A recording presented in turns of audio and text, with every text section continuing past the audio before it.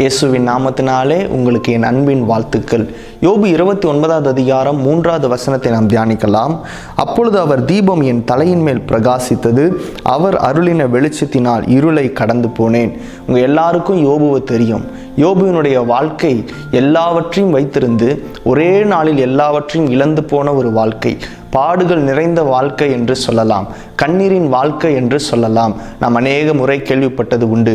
ஆனால் யோபு சொல்லுகிறார், இப்படிப்பட்ட இருளான சூழ்நிலையை கடக்க கர்த்தருடைய தீபமாகிய வெளிச்சம் என் இருளையெல்லாம் மாற்றியது என்று சொல்லி.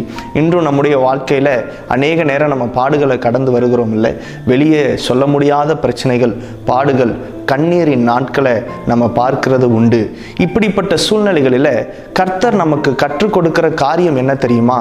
நாம் எப்பொழுதும் அவரை சார்ந்து இருக்க வேண்டும், அவருடைய வெளிச்சத்தை சார்ந்து இருக்க வேண்டும், அவருடைய நேரத்திற்காக காத்திருக்க வேண்டும் என்பதுதான்.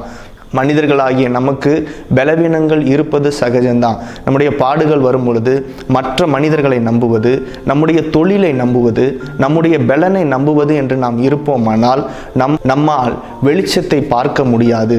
நீங்களும் நானும் பாடுகள் மத்தியிலே செய்ய வேண்டிய ஒரு முக்கியமான காரியம் வெளிச்சமாகிய இயேசுவை நம்பி இருப்பது மாத்திரமே.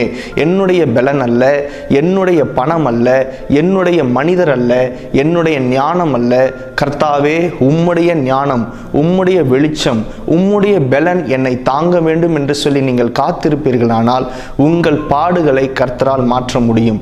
உங்களுடைய இருளை கர்த்தரால் வெளிச்சமாய் மாற்ற முடியும். கண்களை மூடி ஜெபிப்போம். நல்ல தகப்பனே, இந்த நாளுக்காக நன்றி செலுத்துகிறோம். ஆண்டவரே, அநேக நேரங்களிலே பாடுகள் மத்தியிலே, துன்பங்களின் மத்தியிலே, கண்ணீரின் மத்தியிலே தவிக்கிற உம்முடைய பிள்ளைகளுக்காக நான் ஜெபிக்கிறேன். இந்த நாளிலும் கூட இந்த பாடுகளை தாங்க சகிக்க கர்த்தர் தாமே பலனை தருகிறதற்காக ஸ்தோத்திரம். மற்ற மனிதர்களை நம்பி அல்ல, செல்வத்தை நம்பி அல்ல, சுய பலனை நம்பி அல்ல, உம்முடைய பலனை, உம்மை நம்பி வாழ என் தகப்பன் ஒவ்வொருவருக்கும் கிருபையை தருகிறதற்காக ஸ்தோத்திரம்.